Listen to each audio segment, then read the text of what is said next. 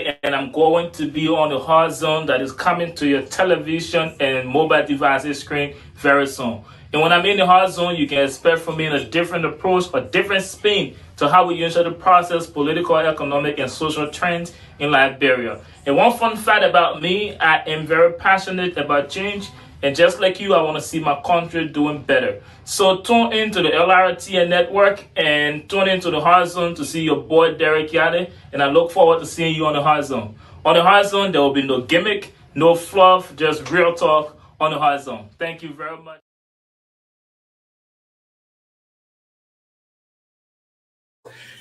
Good evening, ladies and gentlemen, wherever you're watching us from. This is the Liberia Radio and Television Network. My name is Derek Yale, and I'm bringing to you another episode of The Hard Zone. On The Hard Zone today, we will have a very interesting conversation, of course, with my panelists.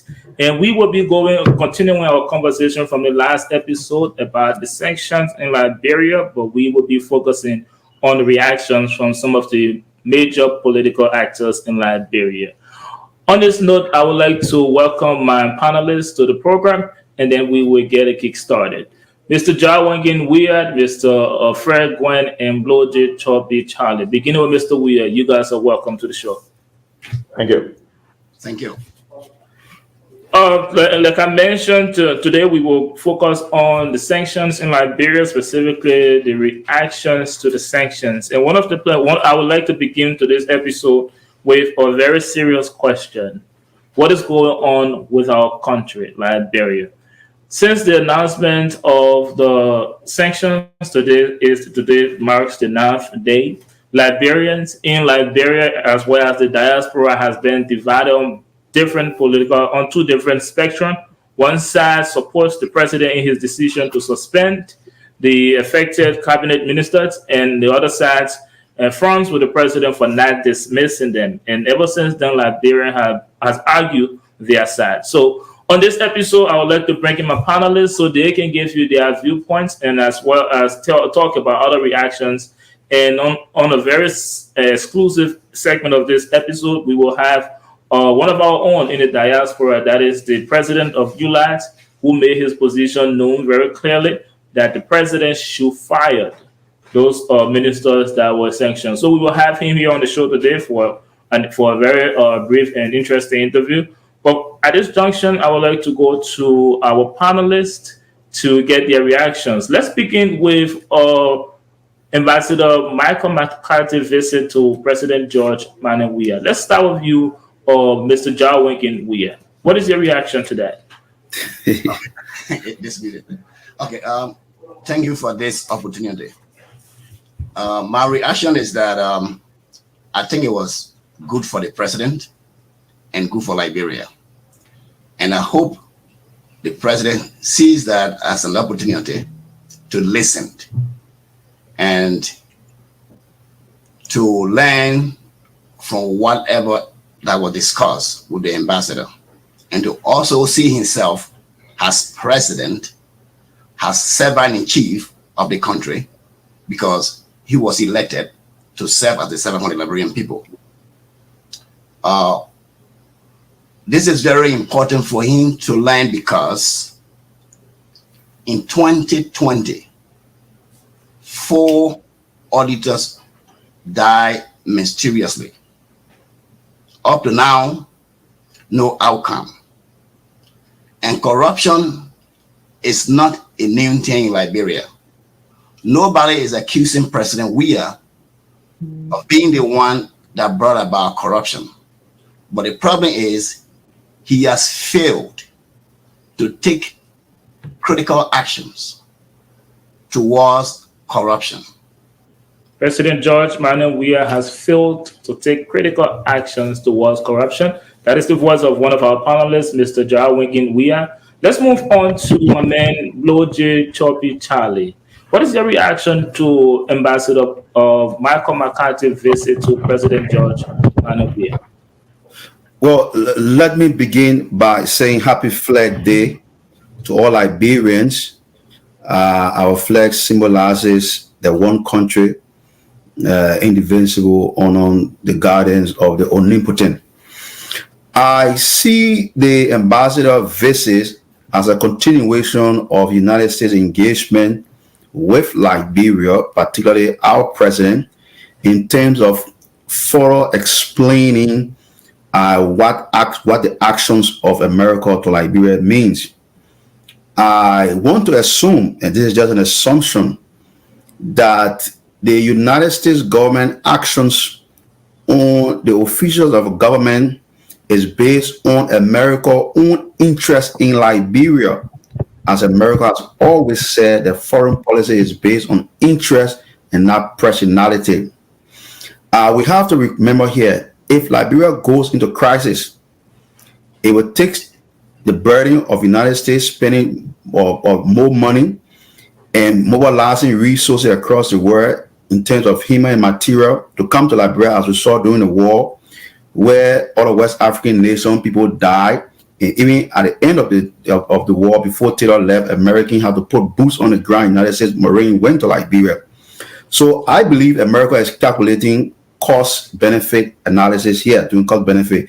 If we allow any crisis to happen in Liberia, the burden to fix that problem will be more than solving it now. So that's one side of the debate, America's own interest. But the United States government went further to say, an ambassador, that the decision lies in the hands of Liberians to use the sanctions that are targeted. Remember, the sanctions are targeted against individuals, not the government of Liberia, not against the country of Liberia. So these are targeted individual sanctions. Thank you very much, Blow J. Choppy Charlie. Thank you for your opening remark. Let's go to Fred Gwen.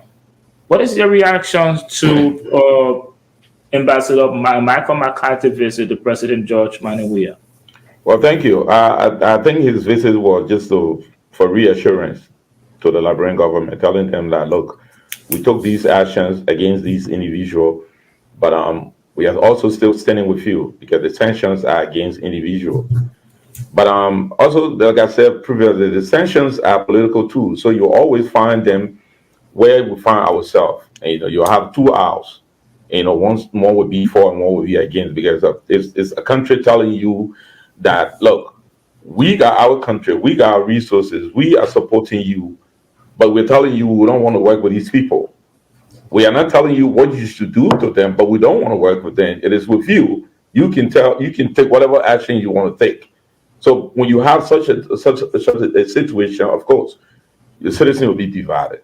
But I think his trip to the executive mansion was to reassure the Liberian government that we are not happy with these three individuals, and we just want to let you know that it is not against your government. I think that's why he went there.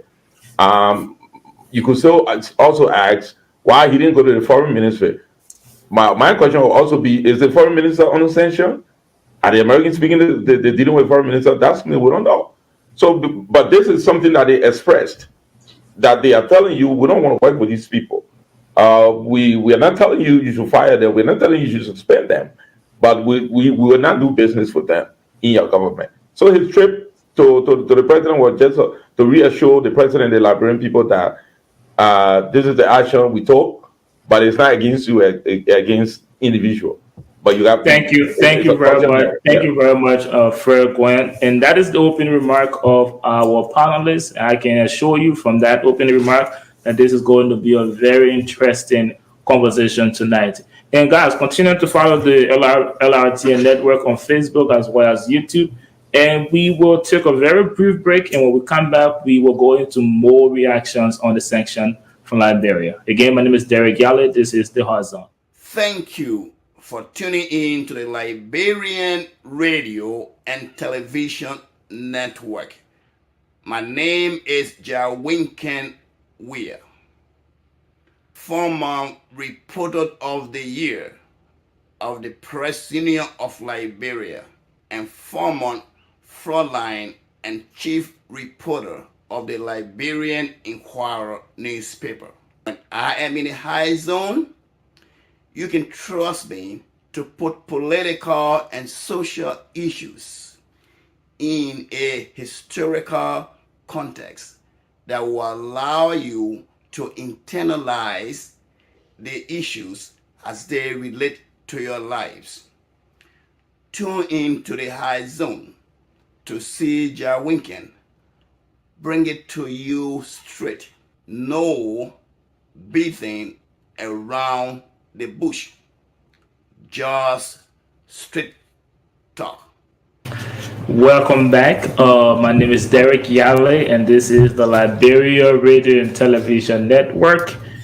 We're taking a very brief break from the hard zone to bring you an exclusive interview with the president of the Union of Liberia Associations in the Americas, and that is President J. Shiwoh Kamara.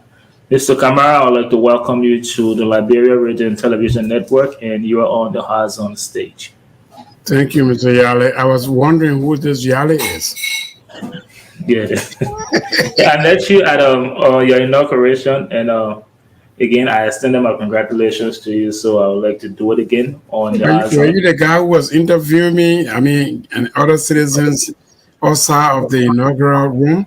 Yes, I was the one, and I share a little joke with you. I interviewed one of your, I think, people on ULAA. I forgot the position he had, but he's a very good friend of mine. And I had on this African shirt, so apparently he thought I came for the program. Is that Alpha Tonga? Yes, Alpha. And he was the welcome to America. I'm like, oh, I didn't expect you to go that right. Okay. No, right. Alpha's a good guy. Yeah, he is. Yeah. But welcome to this network, and I'm sure you've worked with this network before, and welcome to the Horizon. I do. And let me use this time also to introduce my panelists to you. As you can see on the screen, Mr. Jah Winken Weah, Loje Choppy Charlie, and Fred Gwen. Okay, we'll get right into things. We are talking about on the horizon today the sanctions in Liberia, and we're mainly discussing reactions. And you're one of those people, and ULAA as a whole has given your stance on the sanctions in Liberia. And you use a very strong word on your website. It says the government under President George Manneh Weah should fire the sanctioned officials now. Now, give us your response to that. Help us understand that your stance on ULAA's stance on the sanction in Liberia. Well, the point is, I think the ULAA stance was predicated on the information provided in the sanction by the United States government. I'm not sure. The United States government was not asking for further information or, a collateral information from the Liberian government. So, for me personally, and ULAA as national president, corruption is at the core of the Liberian society.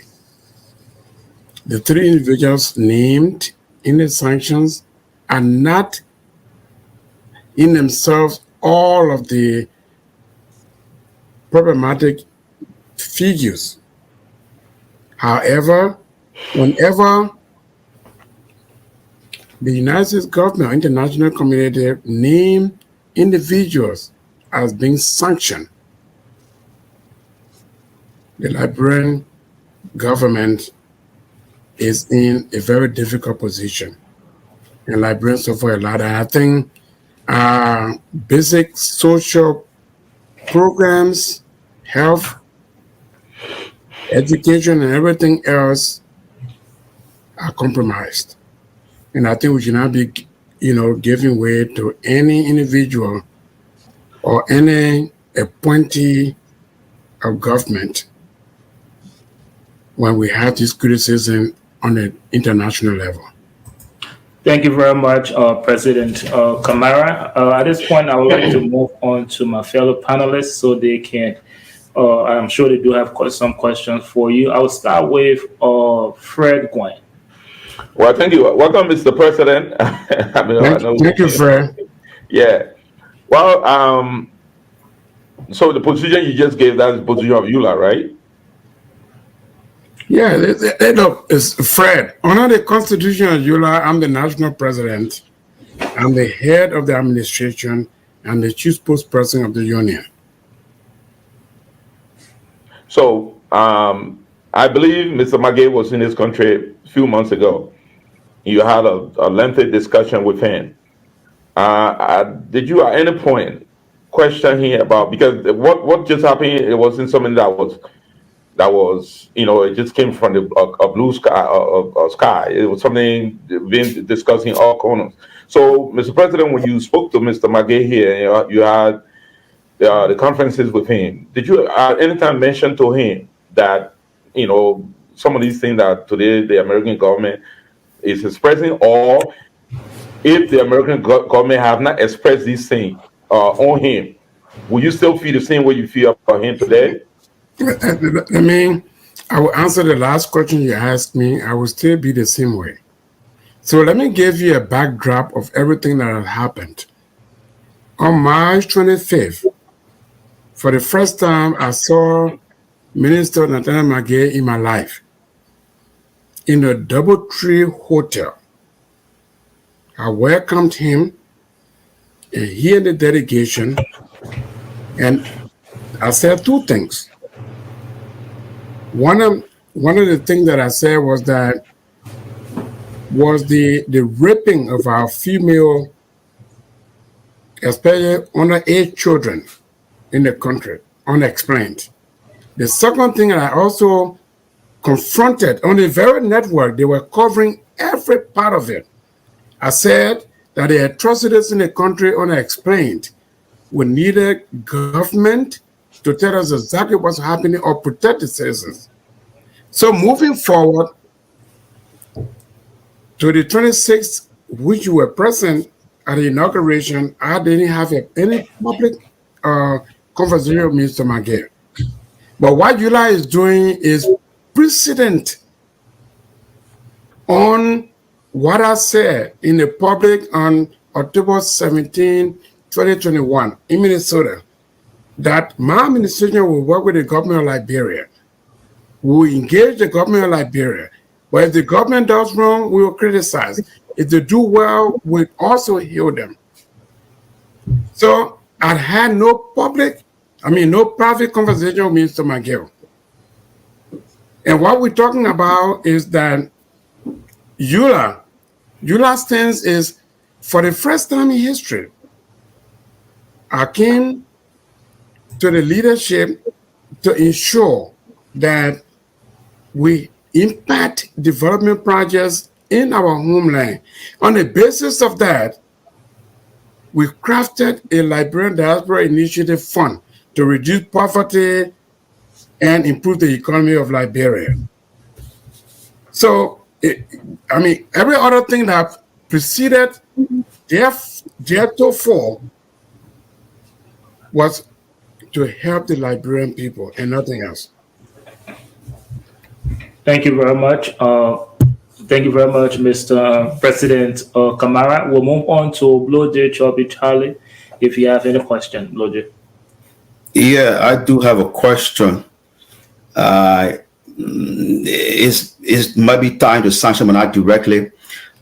Just picking on your latest comment, we're talking about working with the government when it does good and criticizing them when it did not good, which is a good thing. And so in that vein, I just wanted to ask, the president of Liberia will be coming to the United States in New York at the General Assembly. And there are two issues that Liberians in the diaspora or Liberian in the diaspora have to pay attention to. But one main issue, which is diaspora voting. Just recently, the Senate put a new elections bill that talks about diaspora voting, not for this year, but maybe the future elections. And then the second issue has to do with sovereign wealth investment. The recent United States Department of State report on Liberia investment climate says that Liberia has no outward investment outside the country, like other countries, even in America, where they have investment in different countries. So, and this will help a sovereign wealth fund, where even Liberians in America the government could invest in them because they're working, they can credit money and pay back in the government. So I'm just saying, in the face of the president coming to Liberia and with these kind of challenges, diaspora voting, outward investment for Liberia, how can ULAA mobilize Liberians to welcome the president and to engage with the president concerning this issue? Kelly, you just struck some of the basic principles of ULAA, right? So I just want to re-emphasize that we are willing to work with the government of Liberia, but at the same time, I was elected to lead the largest and umbrella organizations of diaspora Liberians in the United States. That's my responsibility. So I'm not a praise singer. I was not elected, and I was not sworn to office to be a praise singer.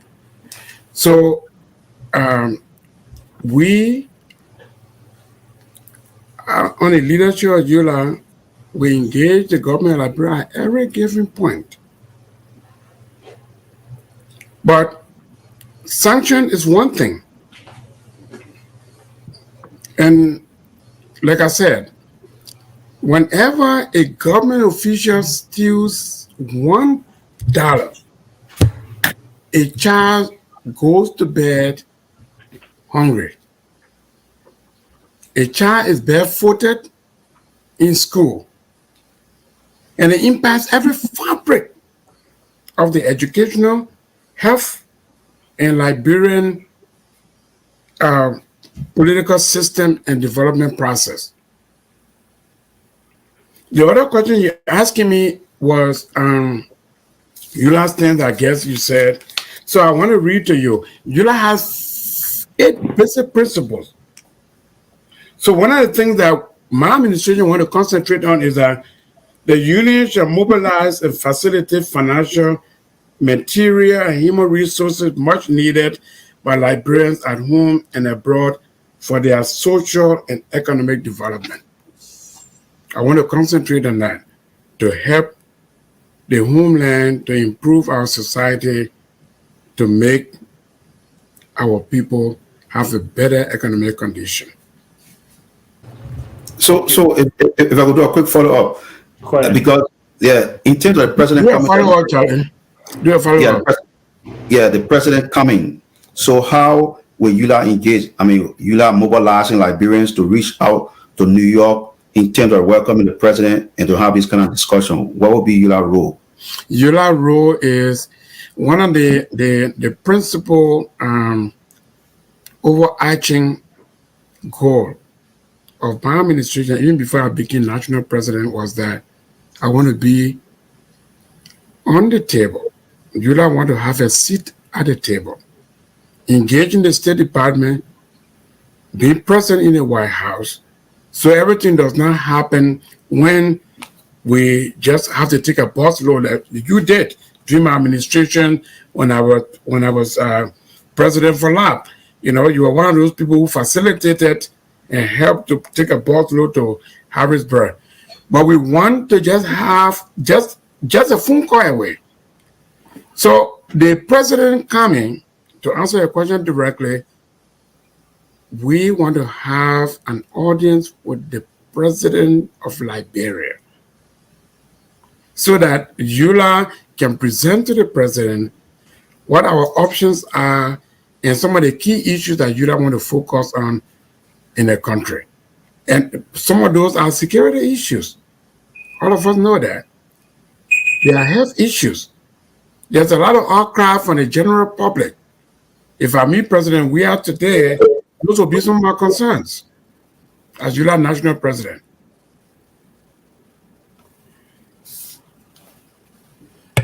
Thank you very much, President Kamara. We'll move on to Mr. Jawingen Weir for his question. Okay, now, thank you, Mr. Kamara, for your preferment as president of the Liberian Association in Americas. I have 2 questions.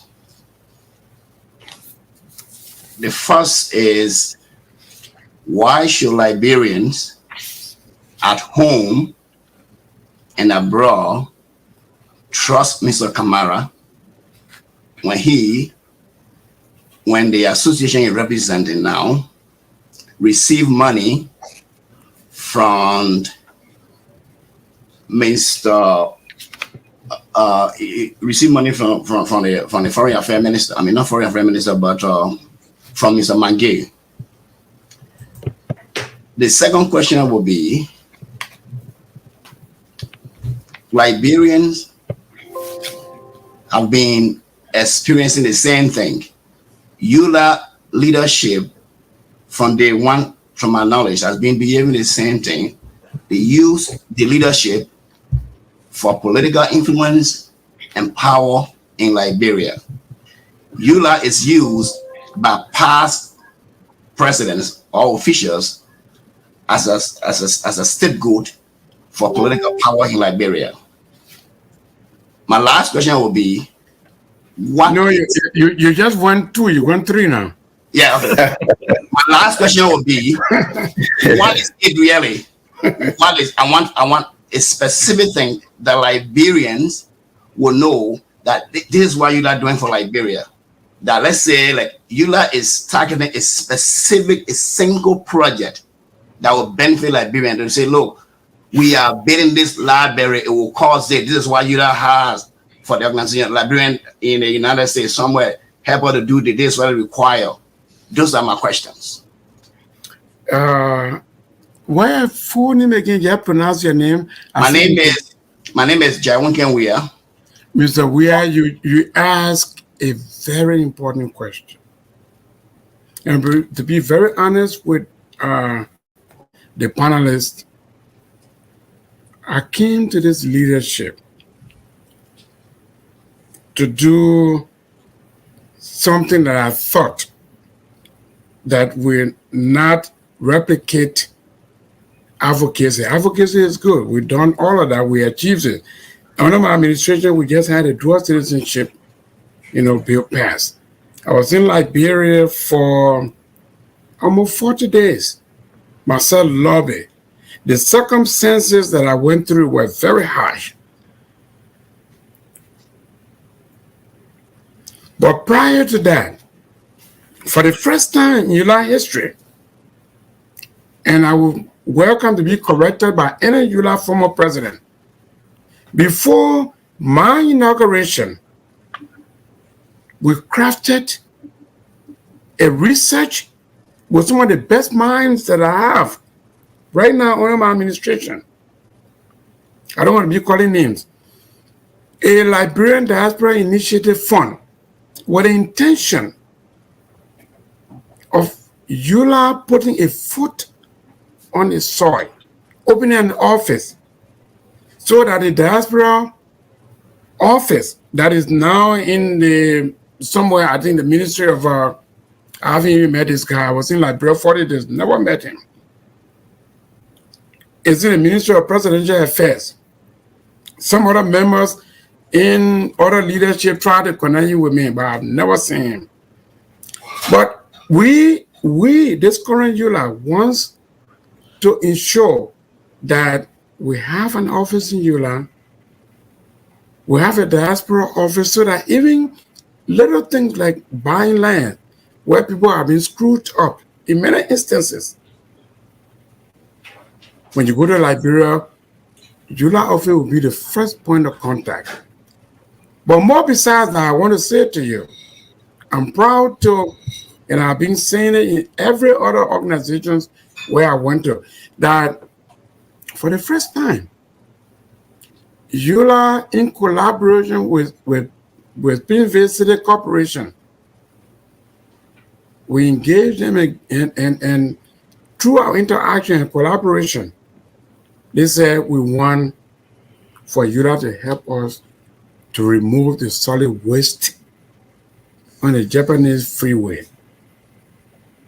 I, Shiwoh Kamara, ULAA National President, went to Liberia, and I don't know as to whether Mr. Anderson got a clip, but I was in Liberia and got myself, digging up, trash, just to show a very good example because all is not always criticism. So if you ask me to write, that's one of the projects that ULAA has been implementing. An entire Liberian Diaspora Initiative Fund is intended to focus on education, on health, and other major projects in the country. But my people, unfortunately, because of the political, every other thing that has happened, nobody gave me a chance to lead the way I want to lead. And because you asked me that question, I want to be very clear and simple. This ULAA will not live up to the whims and caprices of political parties or to do what political parties want them to do. ULAA policy is that we engage with the government of Liberia and any other political party whenever ULAA interest is being discussed. Okay. So I'm coming to the first question you asked me, right? I think you talk about money laundering or something like that, but it's sanction. The money that Mangio gave the organization. Right, correct. Up to this point, Mr. We are not even in. All right. There were the contributions. Those of you who were there at the inauguration on March 26th were in twofold. One was that individual contributions were made or pledged by the minister, which he took personal responsibility to collect those money. Besides other individuals like former Ambassador Nathaniel Barnes. I'm not even sure whether we got Nathaniel Barnes money up to this point. So that's one. So that individual contribution were in twofold. One, the minister said, go back to the same clip from the LRTN. The minister said that $5,000 would have been contributed to Liberian Association of Pennsylvania and another $5,000 to LAMA, which is the Georgia chapter of ULAA. Sometimes I like to talk a little bit long, but up to this point, no penny from other individual contributions or pledges, all money that was promised to the government of Liberia. And if you just further, that's why I'm just like, why am I going through all of this scrutiny? All of us know here, if somebody pledges money and the money is not presented to you, it's not, so the donation is not what the president promised. And I'm not a financial accountant, I think they can say it better. But we have not received any penny from either Minister McGill or the government of Liberia. So we did not collect any money. And if I had to say any further, our intentions were good. All we want to do is to help the ordinary Liberians. And the intent of that project was to reduce poverty and improve the economy in our country. And that's what we're doing with the Peaceville City Corporation. I was in Liberia. ULAA gave them a grant of $2,700. There are still ongoing projects that we want to implement. And I want to see as national president not to be reactive. Every time something happens, press release, I really want to focus on major things. I want to impact our country and the people of Liberia. I don't know why I answer all your questions anyway. Are you using your position for a political power in Liberia? No, I'm not. I'm just a real person, Mr. Weir. I'm just a real person. And I think I'm a little bit, this is the first time I will say this to you very honestly. Very, very honestly. I came to this job because those who know me, some of them, I can't call their name. I'm always want to improve the lives of the Liberian people. It's not political job, but I can assure you this: Liberia needs to be better. And me and my administration will never be compromised in any way. Thank you. Thank you very much. Can I ask you a question, please? Please go ahead. I'll get Yeah, to Mr. you. President, I mean, when you speak Fred, we'll do another round of questioning. I will get to you. So, Mr. President, thank you so much for making yourself available to the LRTN network, and also thank you for being on the show and taking questions from me, myself, and my panelists. And we will do another round of questioning, and I will like to keep you to this inauguration and Nathaniel McGill pledge. Now, you just told us that Nathaniel McGill, that you guys haven't received that money from Nathaniel McGill because I was there and he pledged $100,000 on behalf of the government of Liberia.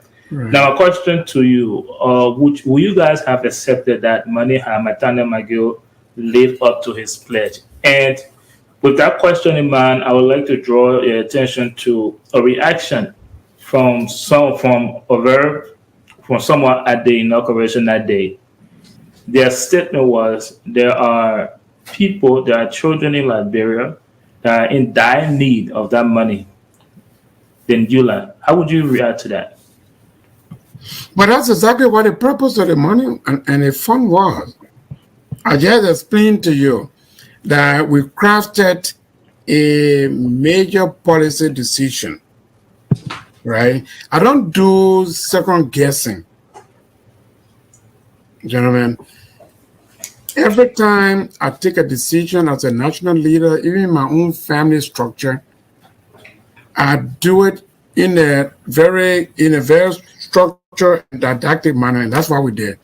We called all of the best brains and assembled them and said, what can we do to help Liberia? And it was the Liberia Diaspora Initiative Fund. And I really want to commend this network. This network was there. I didn't do anything secret. On the 25th at the Doubletree Hotel, you covered it. On the 26th in the morning, when I presented the Liberian Diaspora Initiative Fund, maybe if we are prepared a little bit better, maybe network would have presented all of the things that I presented, in the morning. So this project was intended to benefit Liberians and not to siphon money overseas to ULAA. It's intended to do exactly what I did and ULAA did, to engage in a collaborative approach with the Pinsville City Corporation that I did when I was in Liberia in May. So it's not money that is coming here. We have never received any penny. And if the intention of your question is if the money come today, we'll ask the government of Liberia to dedicate that money to major social, development project. We still need money for, in a health education area. In education area, in health, entrepreneurship, that people can bring new ideas and anything that will develop the country. But never, ever did we intend for this money to be transferred to Liberia. When I was on Spoon TV, I think somewhere around April, I don't remember the exact date, and I did explain that look, we don't need the money to come from Liberia here. But the point of the matter is, sir, at any given time, we need to impact our country, and everybody who, for example, organizations, the United States government, which we want to ask them to help us, so that we can help our people. Individuals, I heard people say, oh, Mr. President, we can raise 100,000 and a lot of money. And I want to say today, let those people come forward. We'll be happy to have them, raise funds on behalf of the union and the Liberian people. So simply put, my people, I just want, as a national president of ULAA, to do well for Liberia. Nothing else. It's not my own benefit. All of the people I have on my team, none of them need any penny from ULAA account. All right, thank you so much, President Kamara. Again, that's the voice of the Union of Liberia Association in the Americas, President Kamara. We'll do another round of questioning and we will take a break. And when we come back, we will go back. We'll go to another topic of interest, that is the dual citizenship. So let's go to Blue Choppy Charlie. If you have another question, and then we'll go to Jaweg and Uya. Yeah. Okay. So I think I'm following the reasoning here of the president, and what I'm hearing him saying is that this is a fundraiser, almost like a pool basket where everybody can put money in, but this money is not to be used in the United States. Am I correct, Mr. President? The money was not intended to be used here in America, but rather the money is intended to be used in Liberia, right, to help Liberians for projects that ULAA will earmark. Correct. That's what I'm hearing. Right. Okay, fine. So if that's the case, then I think you need to do more work in explaining this idea, because I think it's a very good initiative that ULAA can put programs together to benefit people in Liberia and ask everybody to contribute, including the government of Liberia contributing towards that project for people in Liberia. So I think that's a very valuable. Charlie, I mean, if I don't want to cut you off at this point, very clearly. So I had a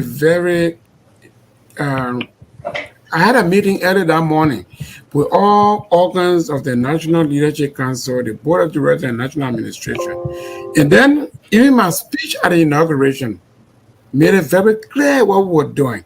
I even lay out the poverty rate in Liberia and said if Liberia will even contribute, just certain amount, would have the $1.25 million a year. I lay out a plan, but we are who we are. People will want to, hear what they want to hear. So I mean, but in every given point, I just, I'll try my best to further explain it, but it's for the benefit of Liberian people. And I like your comment, Charlie. Thank you so much. Yeah. So no, but I'll finish my question. Go ahead. So. In the same spirit, so that's one aspect. That's your humanitarian development work in Liberia. So coming on a business investment component, like I was referencing the Liberia Investment Climate Report from the United States State Department. I think there's a second aspect that I'm just throwing this out to you. How do you see it? Because while it is true that you want the government of Liberia to put money in Liberia for your project, I know many Liberians are opposed to the idea, but the government of Liberia can also invest money overseas. This one is not humanitarian work. It is business investment. So, for example, many Liberians here go to the bank and credit money. But because of most of us economic situation, maybe we don't have enough collateral to borrow money here from the bank. But if I'm a Liberian citizen here, I could have lands in Liberia, a lot of land. And so the government of Liberia can do that evaluation and then do what we call overseas investment. So the government of Liberia can send that money to a bank here, and then I can borrow that money from an American bank to do investment in Liberia, pay that bank back, which the money will go back to Liberia for Liberia to get profit out of that investment. So I'm just going to throw it to you. How has that come to your attention? Is that something that ULAA has thought about? Because this is also part of the sovereign wealth funds, where country can reserve money and keep. And the United States government, based on the analysis, I said Liberia as a country has never had any sovereign wealth fund. Liberia has never done any output investment, like foreign investment. So what is your take on that aspect? I think if I have to just respond to you, all of what you presented to me, I think it's a very good initiative. That's something that is worthwhile and Liberians will benefit from. Charlie, the thing is, when you even take the first step, like I just explained to all of you, tonight, and you have all of these misinterpretations, innuendos, I'm just wondering if even, I'm not discarding, to say, well, ULAA cannot work with the government of Liberia. But anything that will help to improve the condition and the lives of the Liberian people, you will all be welcome to it. Thank you. Thank you so much, President Kamara. Let's move on to Fred Gwen. I'm sure you had a question. Yeah, Mr. President, thank you. When you spoke earlier, you talked about not being a praise worshiper, a praise sinker. Majority of us in the CDC, we are referred to as praise singer. Do we have a place in ULAA, in your administration? My second question to you would be, No. Make that first question clear. I didn't. you said when you're speaking, you said you're now a praise singer. Right. And I know what a praise singer is. And I'm saying majority of us citizens in the diaspora, people refer to us as praise singer. Do we have a place in ULAA in your administration? That's the first question. Okay. The second question is, knowing what you know now, if Mr. Magay comes and gave you the $7,000 that he pledged, will you take it? The personal $7,000 or the 200 or 2,000 or 4,000 he pledged, will you take it? You gotta have your facts together, Fred, when you ask him. Well, he did pledge money. I was there. No, he pledged money, but you gotta be, factual in terms when you ask him. Okay, whatever he pledged. All right. So, yeah, seditions and every other Liberians of various political leaning. I don't want to call those political parties have a place in ULAA. And that's why under my administration, I'm not talking about previous leaders, my administration policy, which is adopted from ULAA policy in the past, is genuine non-alignment. Meaning, now I can say to you even now, I don't even know, the way members of administration, right? Some members of administration might be seditions. They might be Unity Party. They might be, Kwame's, the other guy, sorry to say. I don't want to be biased, but any other political leanings. So, ULAA policy under my administration is genuine non-alignment. I, Shiwoh Kamara, will, just like I did on the March 27, when former Vice President Dr. Joseph Boakai actually placed a call to me. I went to the town hall meeting at Victor Chapel. And at that point, I think people criticized me, he's a Unity Party guy. And similarly, the same thing when the dilemma came. So ULAA will remain genuinely not aligned, meaning we will not commit to any political party, especially Shiwoh Kamara as president and the national leadership. But individual members can choose who they want to belong to. And I think that's just fair enough. The second question you asked me is the government of Liberia, is not Mr. Magay. Mr. Magay came here on the recommendation of the government of Liberia. And when you heard his speech, you said the president instructed him to come to Liberia, to the United States. Because, under normal condition, they will, when people leave ULAA, when people leave the government, then they come to ULAA, vice versa, But one of the things he said that resonated with me was that, Mr. President, if we do wrong, criticize us, especially on the issue of corruption. So today, if that money came, like I said, it was intended to help ordinary Liberians. We would recommend to the government of Liberia to donate that money to education, health sector, and other areas that will be needed. Thank you very much, President Kamara. We will take a very brief break and we'll come back. We will talk about the dual citizenship. Hello, my name is Catherine Crane Breeze. I am the Human Resources Administrator of the Multicultural Community Family Services. I'd like to take this time to say thanks to the LRTM for a job well done. Thank you.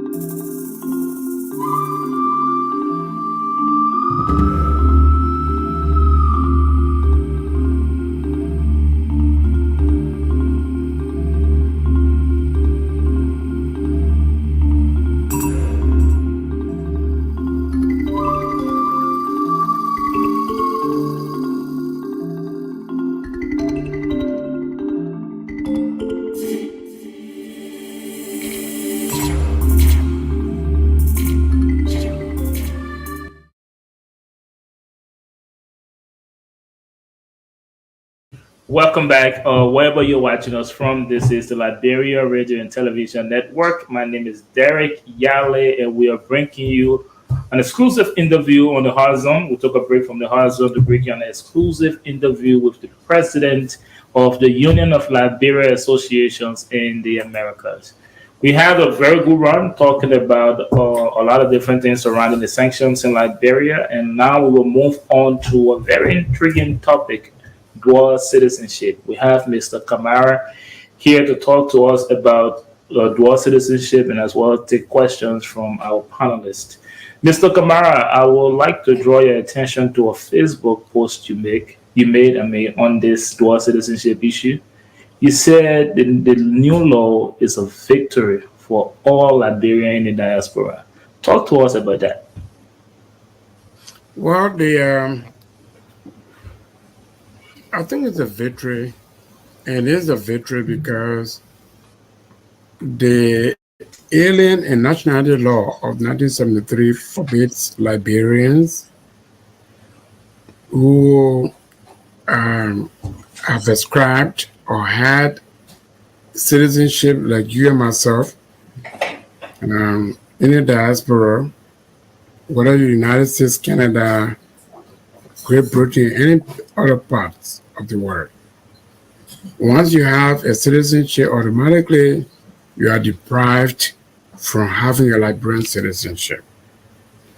And one of the key issue of this dual citizenship victory is that our law states that only Liberians can own land. So you know, and most of us understand and have experienced that the hard work we put into this country and many other parts of the world and our investment, because we always want to go back home, will be compromised as long as we cannot have, land ownership. So it's a victory for all of us because for the first time, our inalienable rights is being restored. The law is not perfect in itself. I was in Liberia for almost 40 days, like I said, 40 days. And I lobby with many of the senators, from the Senate side and the House side. They had a conference committee. They wanted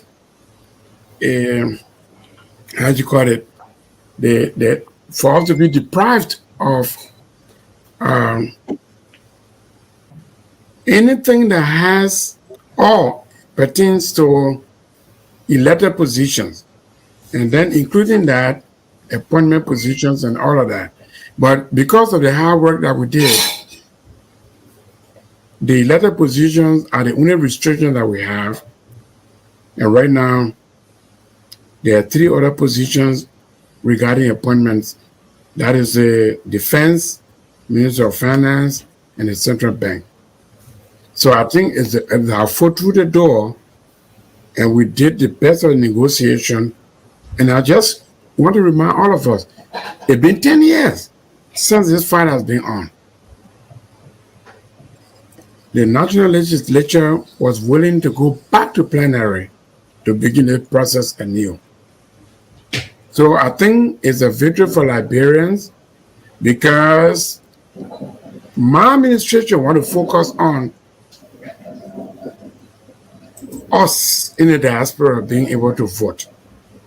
There being a time where people come here, they raise money from us, we contribute to the electoral finances, but there will be one time that all of us put together, LRTN and all of the public media and Liberians in general, we are able to make sure that we can have a voice in Liberia. We can change the status quo. That's Thank you. Oh, go ahead. Oh, thank you so much. Before I move on to my panelists, let me get a clarity when you say there are restrictions on elected positions. Can you clarify that?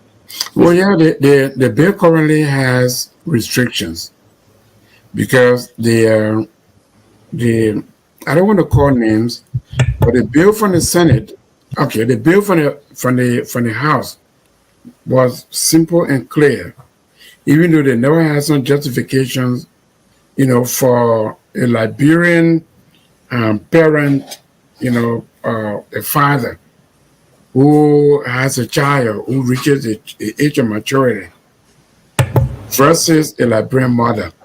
But the bill from the Liberian Senate actually justified and provided, very, very good clarity.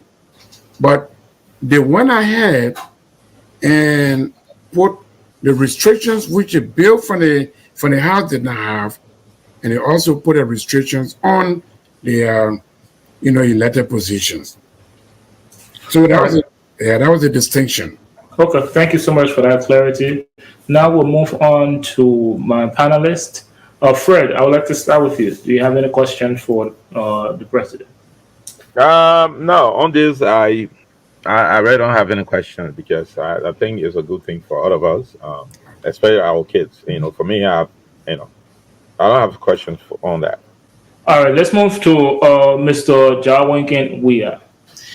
Yeah, thank you very much. I don't think I have also a question, but I have to say something because I have been one of those who also advocated this when I was running my organization in Liberia.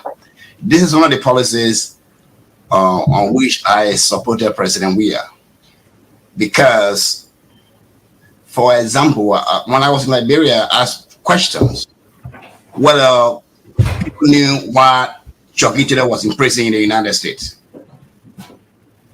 Well, many people did not know. Chucky Taylor did not commit a crime in the United States, but because he was a U.S. citizen who committed a crime in another country, is the reason why he's in prison today. Also in Liberia, you ask yourself, who is a citizen?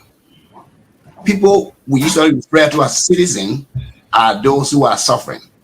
Those who we call foreigners controlling our resources. So in my opinion, all we need is good laws on the book that will hold everybody accountable.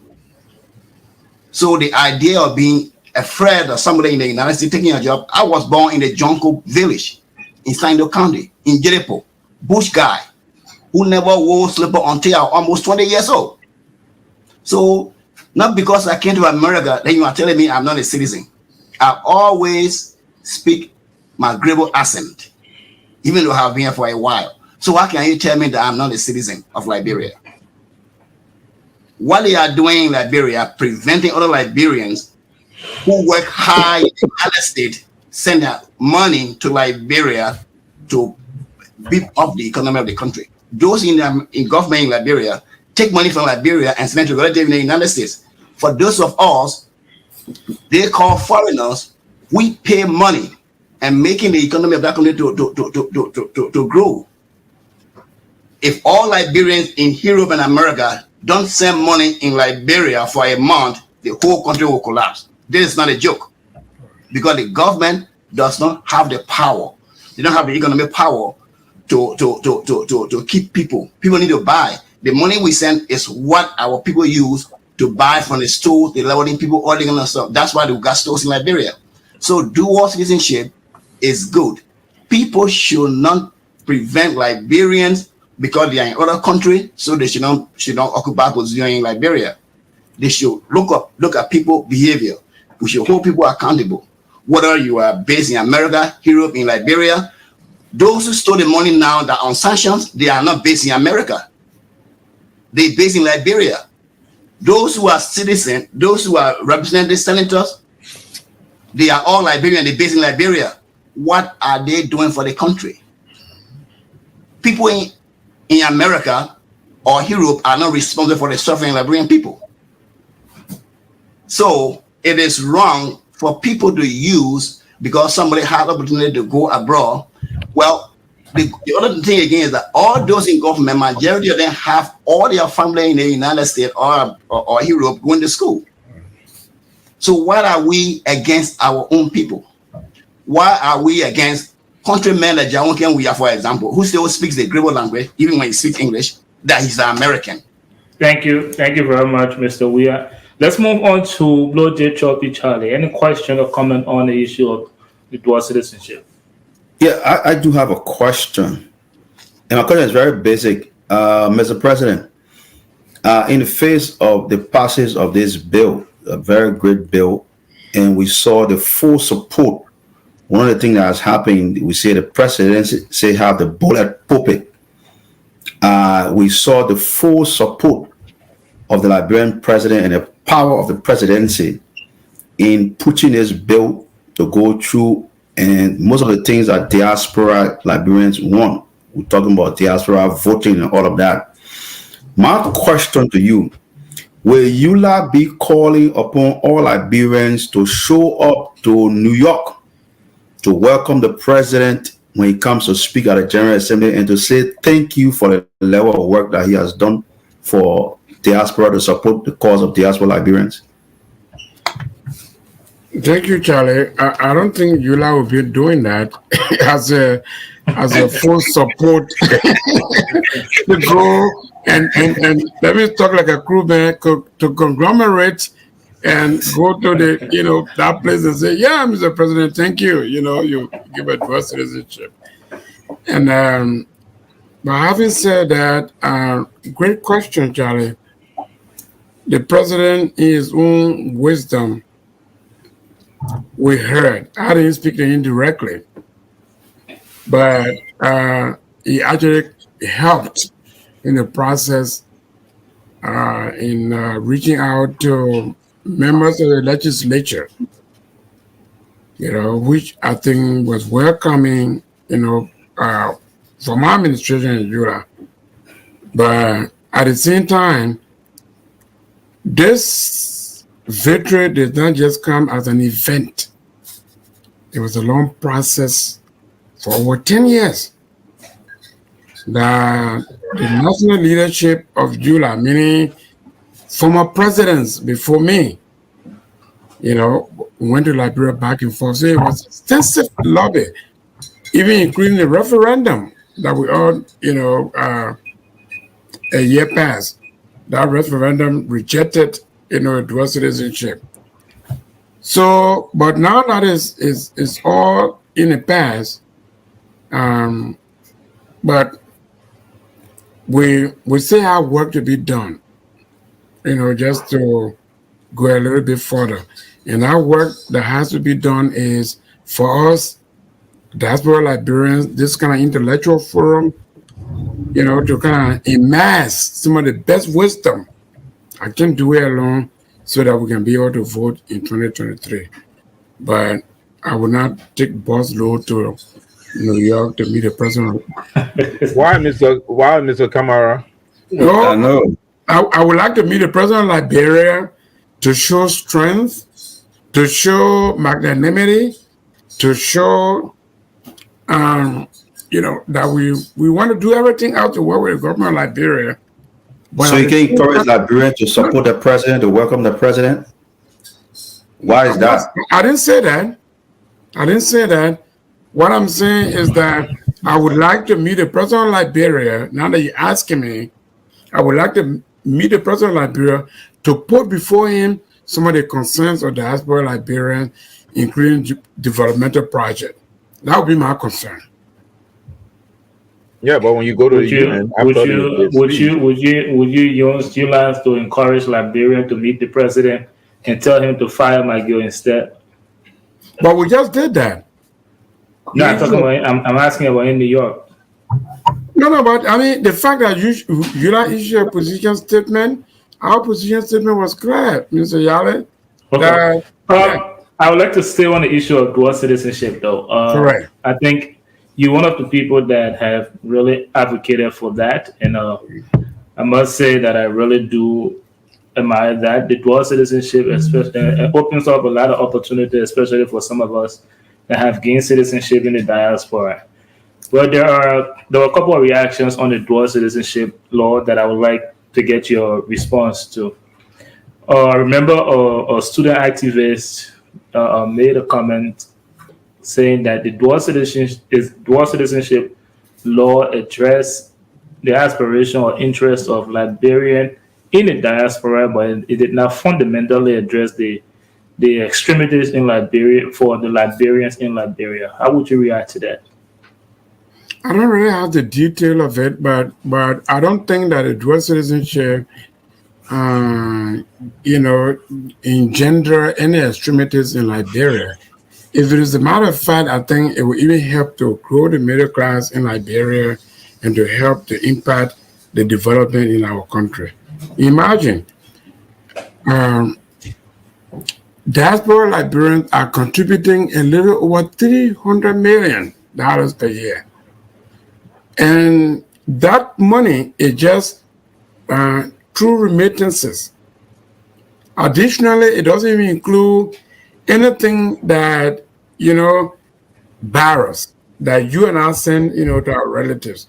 Or if you are calling Mr. Yale and I say, take myself, this cell phone to my niece, right? And all of the other developmental projects that Liberians are contributing towards the country. So anything dual citizenship, I think, is more beneficial to helping our country. Okay. During your opening statement on this topic, you mentioned that this law is not. You say it's not perfect. There are some form of imperfections to this dual citizenship law. Now, what more do you think can be done on this law? Well, what I think can be done to this law is that let us get our foot through the door.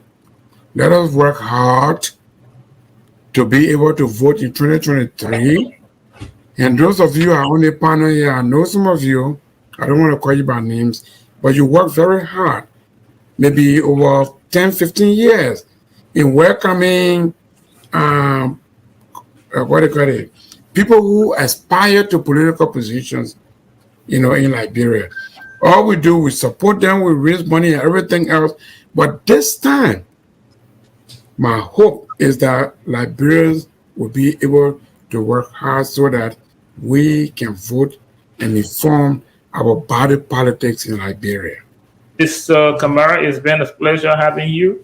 We started with talking about the sanction. Your organization stands on the sanctions. You're calling on the president of Liberia to fire those affected immediately. Now, before you can give us your parting comment, let me ask you this question and also refer you to some of the major reactions coming from the sanctions in Liberia.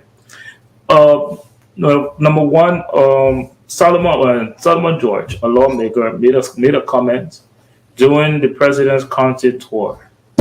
He says, I may not be quoting him word for word, but if the president were the main police director, some opposition leaders would disappear.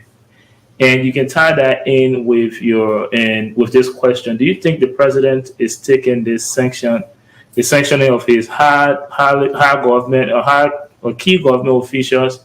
Do you think he's taking it seriously? Well, I'm not. One of the things, I'm a social worker and especially a family therapist. I can't read the minds of people.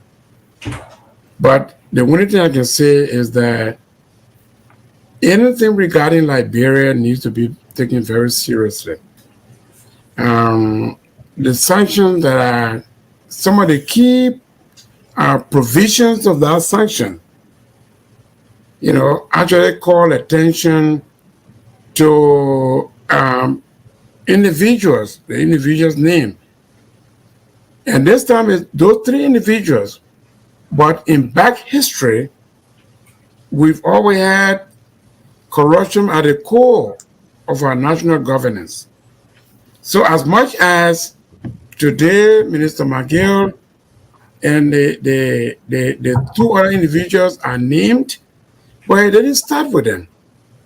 However, I can't read the president's mind, but all I can say is that we need a rule of law that, as our constitution say,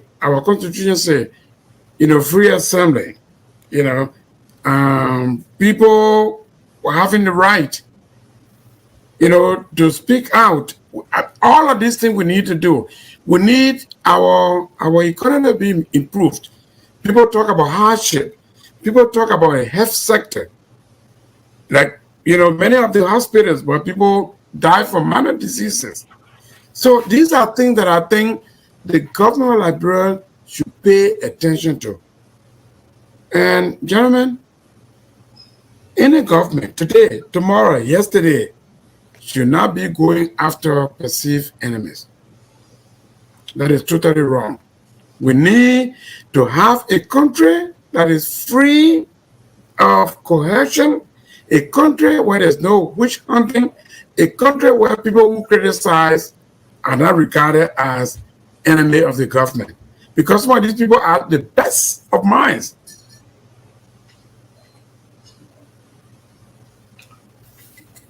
So the president can make a decision, whatever he wants to do. But I think it is sometimes, I'm one of the leaders.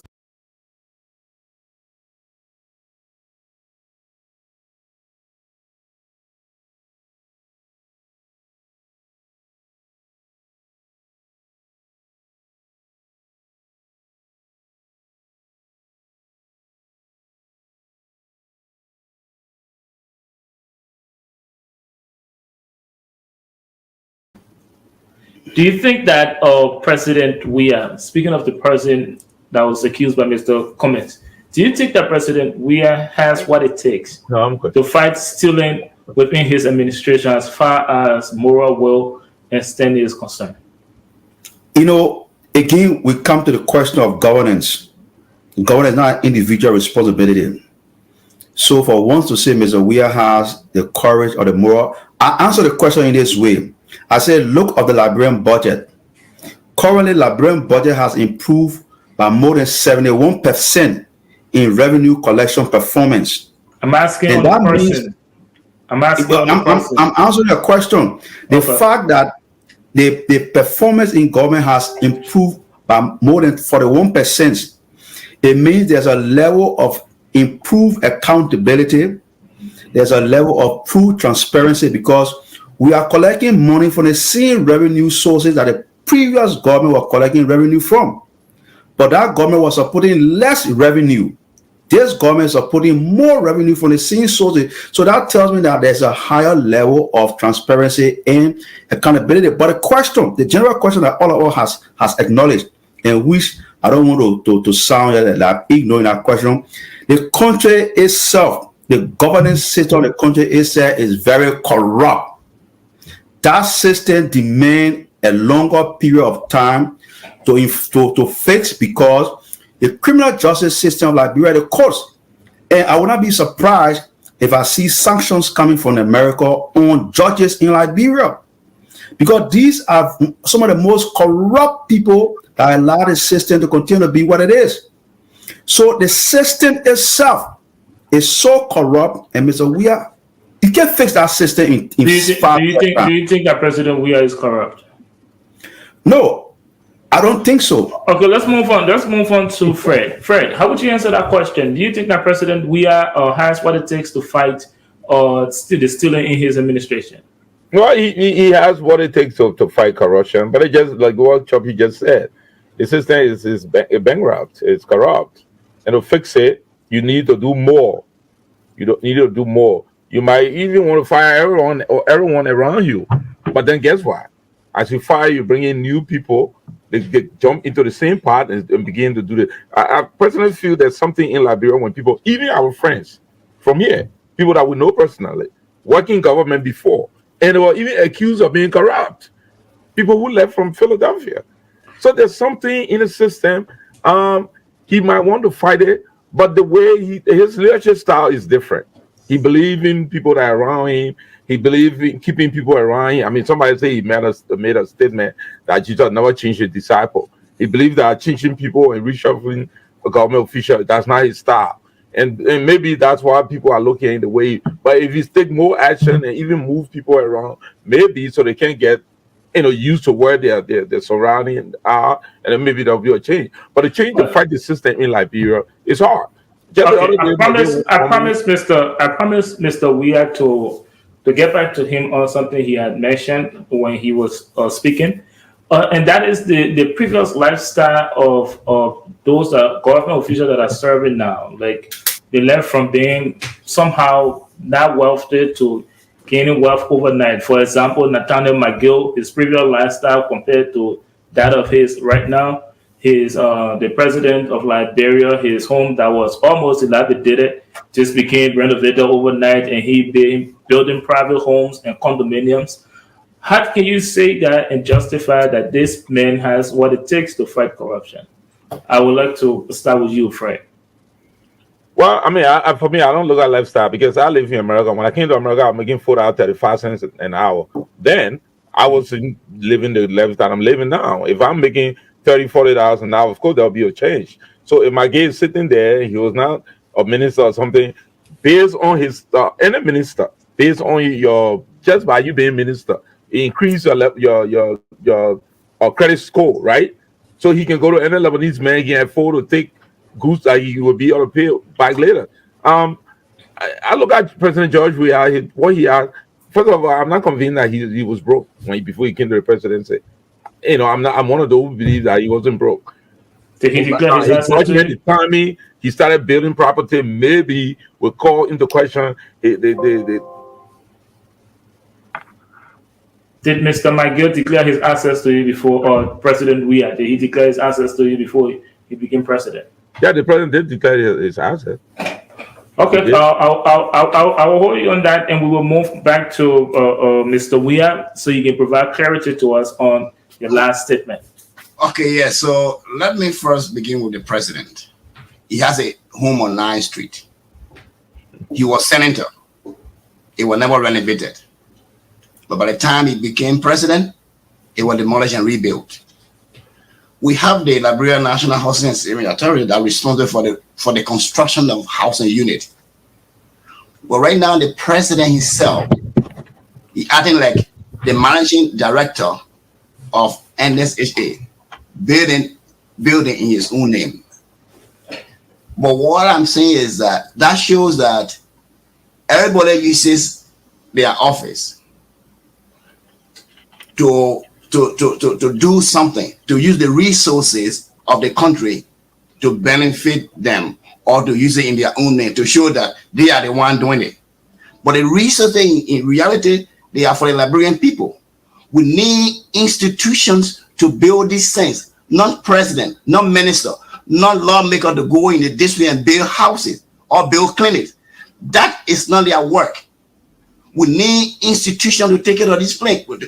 Well, everybody say it was done before by previous government. But this is why they put Mr. Weir and his people there to bring about change. You can't repeat the same things and say, well, it used to happen. And so how do we expect change to come if nobody is willing to follow the rule of law? Jesus Christ will not enforce the rule of law. Weir is the head of the country. We are campaigning for dual citizenship. I've never seen him campaign against corrupt officials in government. He can do the same thing. He can go to how you are talking about. If Weir wants to really transform the country, he's still popular. John Brown is the senator for Sindo County. The people of Sindo, this is what I want to do. But your senator said no about this. People will listen. They do it here in America. When the people leadership go somewhere, they go to the people and campaign against these things. But he has never done such. So how can we say he's serious to take action on corruption? That's a very interesting point. Let's go to Bloje, and Bloje, say something to that. President we've seen him in his fight for dual citizenship, but we haven't seen him in really fighting for corruption. How do you respond to that? You know, I partly agree with the comments Mr. Weah makes. I think it's very important because one of the things that is very important in politics is what we call optics. Perception is a powerful tool, even in the criminal justice. The perception of the justice system provide trust and credibility in the justice system for citizens to be able to make themselves available to that system. So I do agree with the optics that has been created by officials, or even what happened immediately the government came to power. But putting that optic aside, the real problem we have in the country is a structural problem. We have a structural dysfunctional problem. Yes, we cannot keep blaming the past because we are here now, all of us as Liberians, and it is our obligation to fix that problem. We can say, oh, because it wasn't done yesterday. Let me bring you back to the question, and I want you to answer it directly. Mr. Weah raised that concern. We've seen the president fighting for dual citizenship, but we haven't seen the president fighting against corruption. How do you respond to that? Well, I don't know if have you seen the president fighting for dual citizenship? He supported dual citizenship. So what about what about corruption? He didn't do it in the description that Mr. Weah described. He did not do that. Did Mr. Weah fight against corruption the same way he fought for dual citizenship? Yes, I would say yes, because in dual citizenship, he announced his support for dual citizenship, and he called upon people to support it. It's the same way he has spoken about the question of corruption. So similarly, it's the same. I did not see George Weah going from county to county, district to district, campaigning for dual citizenship. I did not see him doing that. So that I'm saying it's the same thing. And again, I'm taking you back to the budget. I do agree that stronger actions needs to be taken on the question of corruption and all these vices. Do you think it was strong? Do you think that it was strong enough for the president to only suspend and not dismiss? Well, yes. Again, like I suspension and dismissal are both valid arguments. The president has a description in keeping with the law. There is no law that says the president must dismiss. So if the president's action is in keeping with the rule of law, then I don't think there's anything wrong. He did suspend, he did take an action, but in the framework of the rule of law, and this is very important for us to understand as Liberians, we may not like something, even if somebody came down here and shot somebody in America, broad daylight, everybody in the community saw that person shooting that man, and they arrest that person still has to go through a legal process to determine guilt. Not because all of us saw the person shooting that person in broad daylight, it means that person is automatically guilty and it will punish them. They still have, and that's why we're having problems in Liberia, because we don't respect the due process of law. I would like to hold you there. It's been very nice talking on this particular issue. Communist reactions to the sanctions, stating that President Weah do not have the moral will and standing to fight stealing in his administration. At this time, we will take a very brief break, and when we come back, we will talk about Massachusetts County District Number 7, Solomon George statement saying that if President Weah made him police director, some oppositions will disappear. We'll see you back on the Horizon. What's up? My name is Rafina Antoine Bracewell. I'm here today with LRT, and we are on Woodland Avenue in the Chase African American grocery store. We have fufu powder, we have palm butter, we have cassava leaves, we even have body care like creams and soap, we have wigs for the hair. So, come down and join us. We're gonna meet all your house food and kitchen needs.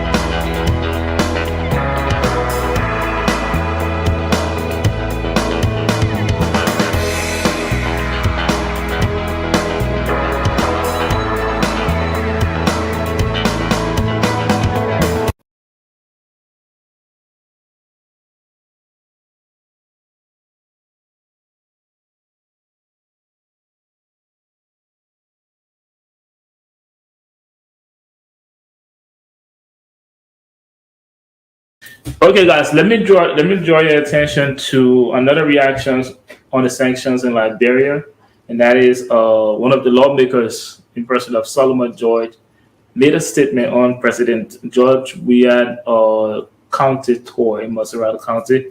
He said that if President Weah were to make him police director, in his word, he said if they made him police director, some oppositions will disappear. What do you guys make of that statement, especially around this time? Let's start with Mr. Weah.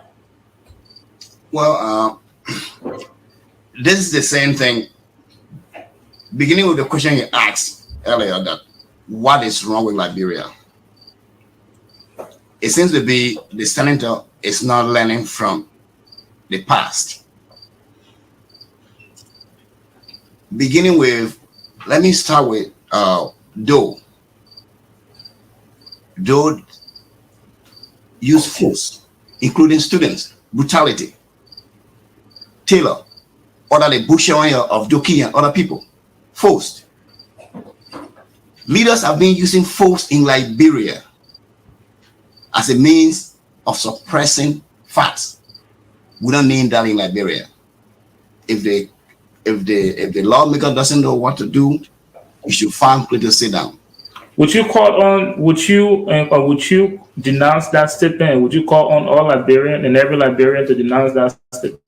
Yes, that's what I'm saying. He's really wrong. It means that he's not following history. It means that he's not learning anything. It means that he's a wrong person to be a lawmaker in Liberia.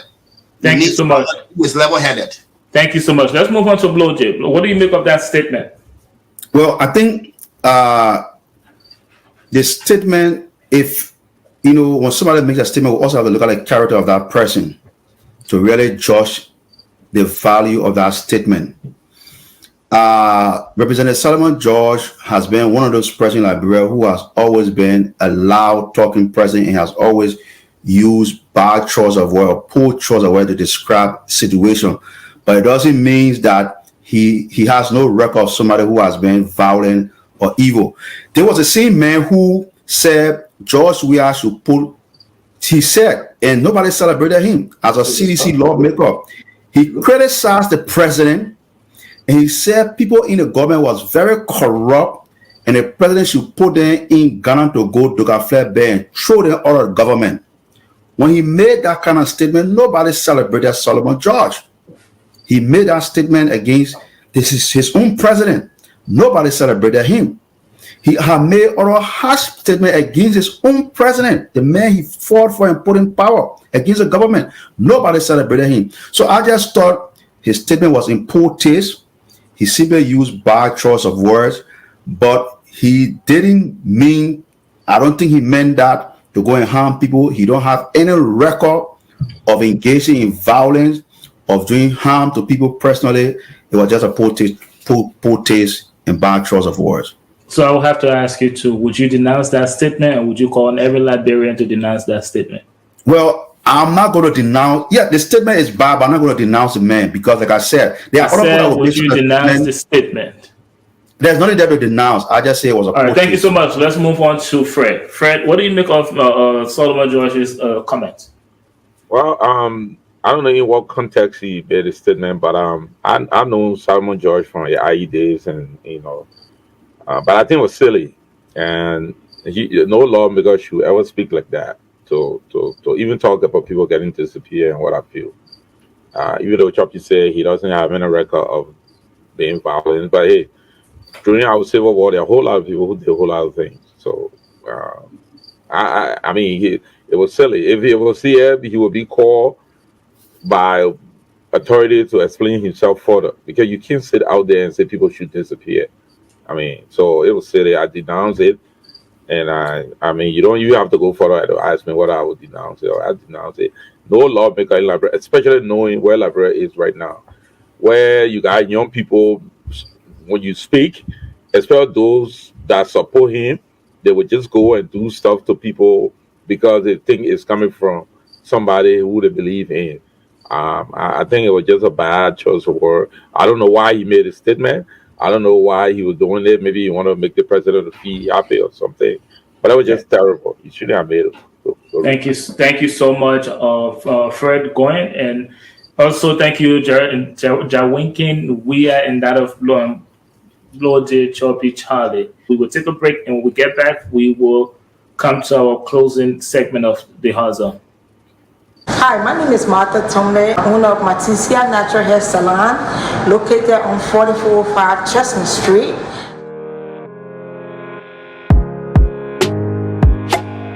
We are specializing in locks, natural hair, braids, and etc. Call us for all your natural hair needs. You can reach out at 267-703-2330. If you have pictures or videos you want to send us, you can send it to 267-224-0693.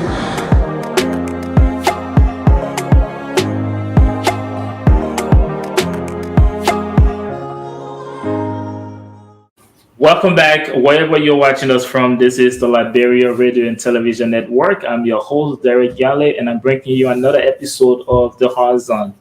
And this final segment of The Hard Zone is dedicated to the Flag Day in Liberia, the observance of the holiday Flag Day in Liberia. And we would like to say on behalf of the network, the show, and panelists, I say happy Flag Day to Liberia. And we will we'll ask our panelists questions about the Flag Day. What is it about the flags of Liberia that makes you feel very proud? Or observing the Flag Day that makes you feel very proud as a Liberian? So we'll go around and take responses from our panelists. Let's start with Fred Goyen. Well, thank you, Mr. Yale. I grew up in Morovia, and I remember those days when we, used to go out in the rain to go parade. Sadly, our country do not have many things that bring us together, that make us free proud. And I think one of the things that we have in Liberia that we all rally around is that flag, those red, white, and blue stripes. So I have one at my house. I put it up today in front of my house, and it brings back the feel, especially if you're like me who've been living in this country for so long. I know I went back home 2 times now, and I don't care what you do, your home is your home, and that flag brings the pride for me. Thank you, and you can just give us your closing statement because we will be doing the one round of questions for this. Okay. Well, thank you. I'm very happy to be. I'm happy to be on tonight. I want to say thank to the production team, and thank to Mr. Anderson. I know he's been behind me to test this show. I'm happy that I came on tonight. Thank you. Thank you. Let's move on to Blue Jay Choppy Charlie, and tell us what about Liberian flag or observing the Flag Day that makes you proud as a Liberian, and give us your closing. I think similar to Fred, as someone who grew up in the streets of Morovia, I watched a portion of the program today when you saw students marching to give the salute, the eyes right. I think that's the most amazing thing about the August 24th. It's actually a student day. Yeah. This is a student day where all the schools get out there, they're marching, they dress up, in a different styles to show the different skill sets. I think it's refreshing to see that the country is still striving to move forward and to see other students still practicing that tradition of Flag Day. So that was really refreshing for me, and it inspired a lot of good memories, and reinforces the need to move the country in the forward directions. Thank you. You give us your parting comment. My parting comments for the day is that we should continue these conversations, and Liberians should continue to understand that governance is not an individual business. A president cannot be a tyrant or a dictator to single-handedly decide everything in the state. We have three branches of government: the judiciary, legislature, and executive. Each of these branches need to function equally at the same pace for the system to respond to the big question of corruptions, good governance, and competence. And so I'll just close by reading the Lone Star, the flag phrase. So when freedom raised her glowing form on Maserado verdant height, she sat within a dome of night, mist low ring stars and thunderstorm, the star of liberty. And seizing from the walking moon, a brownish sheet of golden flame, she lifted in her proud name and raised a people long forlorn to noble destiny. The Lone Star forever. Thank you very much. That was very inspiring. And let's move on to Mr. Ja Winkin Weir. Tell us what makes you proud in observing the Flag Day, and what makes you proud of wearing the Liberian flag. Well, growing up in a jungle village when I was in Juniper, like all the schools, we used to assemble in one town to celebrate. It was the day that we used to go to shopping because we're going to a Flag Day. And at each celebration, there was a winning prize for the school that did the best drilling or whatever. So that was very great. But I understand that because of the war, that isn't happening again the way it used to be. In Morovia, I saw that as well when I was going to D2 High, where people perform, go to the barrel and all of that. So again, I will agree with the rest of the people that yes, it's a pride of unity for all Liberians. Now, on my closing point, I would like to speak to all Liberians that God will not come from heaven to solve our problems. We should not keep giving excuses for what we can do ourselves. We all have responsibility, beginning with the president. Our symbol says, the love of liberty brought us here. Few people cannot enjoy the resources of the money while majority support. That is not a love of liberty. When we cannot prosecute people who commit crime, that is not a love of liberty. If a girl child have to sell a body for school fees, that is not a love of liberty.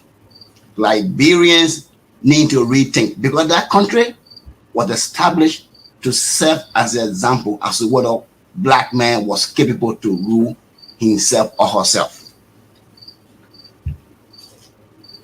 Thank you very much, Mr. Ja Winkin Weir. And let me say to all of you, your contribution on this segment of the show was very inspiring. And I will share mine at this time. The flag of Liberia, the observance of this holiday is very important for every Liberian, because for one fact, the flag or the Lone Star reminds us that of Liberia being the first independent country on the continent of Africa, and it also reminds us of our country being independent.